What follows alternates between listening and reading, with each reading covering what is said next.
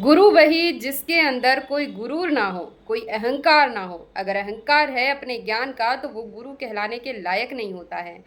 तो गुरु है कौन? क्योंकि हर मनुष्य आत्मा, चाहे वो कितना ही बड़ा विद्वान हो, कितना ही बड़ा संत हो, कितना ही बड़ा महात्मा हो, लेकिन काम, क्रोध, लोभ, मोह, अहंकार, ये पांचों उसके अंदर सूक्ष्म रूप में होते ज़रूर हैं। तो ऐसा कौन है जिसके अंदर ये ना हो और उसे हम गुरु बना सकें? तो वो है स्वयं परम पिता परमात्मा शिव।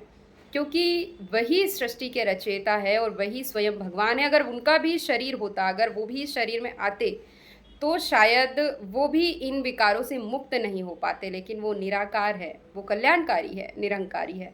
इसलिए गुरु बनाना ही है तो स्वयं शिव को बनाइए, क्योंकि शिव से बड़ा दाता, शिव से बड़ा ज्ञानी और शिव से बड़ा गुरु, सतगुरु जो हमारी सदगति कर दे, ऐसा कोई भी नहीं है। क्योंकि कोई भी मनुष्य आत्मा मनुष्य की सदगति नहीं कर सकता है, स्वयं भगवान ही मनुष्य की सदगति कर सकते हैं।